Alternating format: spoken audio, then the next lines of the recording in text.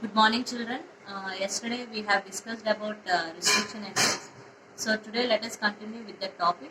Before that, I want you all to subscribe my videos channel so that I can do more videos. Now coming to the lesson. So restriction enzymes. The first enzyme which was discovered is Hind2 restriction enzyme, which was isolated from Haemophilus influenza red.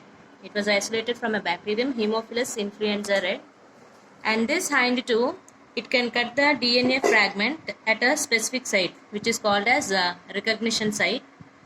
And this recognition site it contains six base. It contains six base pairs. This sequence of six bases. Each recognition site will contain sequence of six bases, which is called as recognition sequence.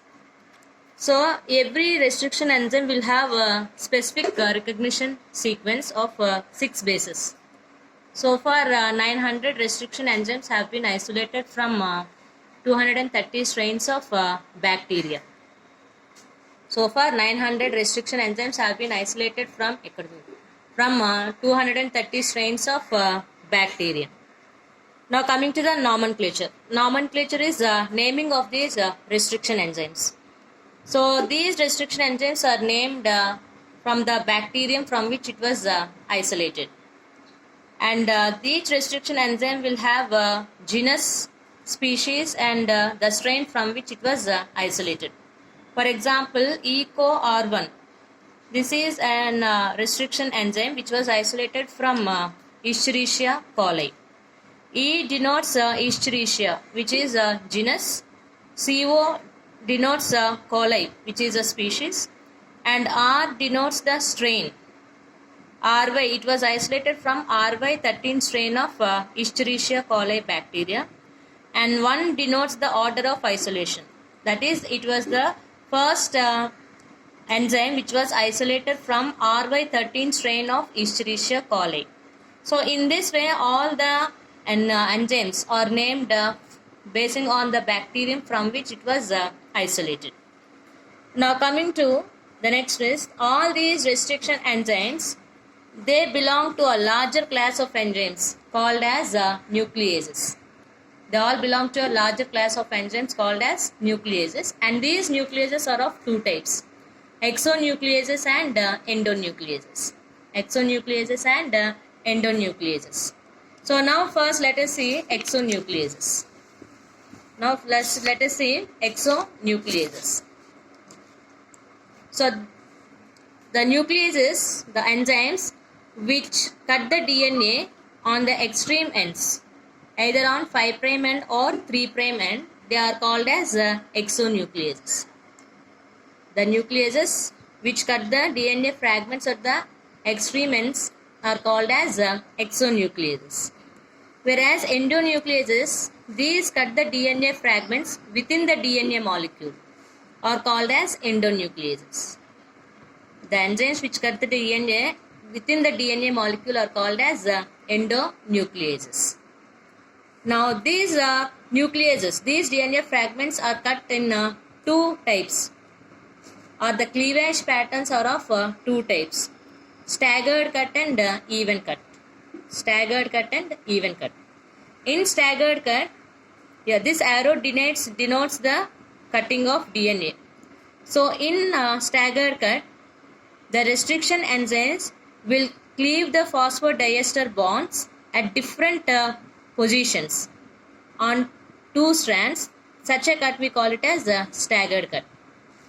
In staggered cut, the nuclease enzyme will cleave the phosphodiester bonds at different positions, but between the same bases. For example, here it is cutting between guanine and adenine in one strand.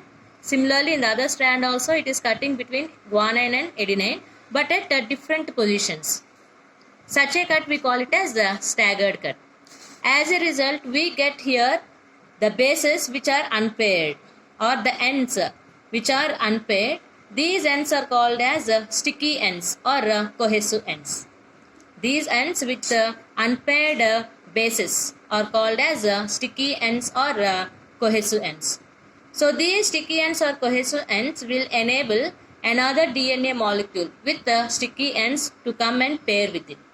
As a result, a new rDNA or rDNA molecule can be formed. Such cut we call it as a staggered cut. Whereas in even cut, these enzymes will cut or will cleave the phosphodiester bonds opposite to one another. As a result, we get blunt ends or flush ends.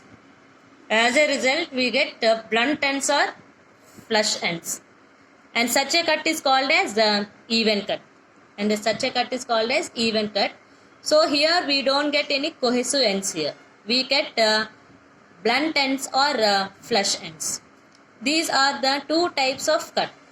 In staggered cut, we get the ends with the sticky ends or cohesive ends, whereas in even cut, we get the cuts with the blunt ends or flush ends. So these restriction enzymes, they will recognize certain recognition site which are called as a palindromic sequence. Those sequences are called as a palindromic sequence. So now let us know what are these palindromic sequence. So a palindromic sequence is a sequence which is same when we read in both the directions. For example, if we take this sequence, it is read as AGCT from right to left. Again from left to right, it is read as AGCT. So in both the directions, either from right to left or from left to right, if the sequence is same, then we call that as a palindromic sequence. For example here, Malayalam. Malayalam, it is read as Malayalam from right to left. Similarly, from left to right also, it is read as Malayalam only. So such sequences are called as palindromic sequences. So all these restriction enzymes will recognize these palindromic sequences, and then they cut these palindromic sequences either at the center in case of even cut or little away from the center in case of staggered cut, in order to get the cohesive endings or sticky endings. So this is about the different types of nucleases and the different types of cleavage patterns and palindromic sequences. In the next video, we will continue with the remaining part of the lesson, and I want you all to please share, like and subscribe my video. Thank you.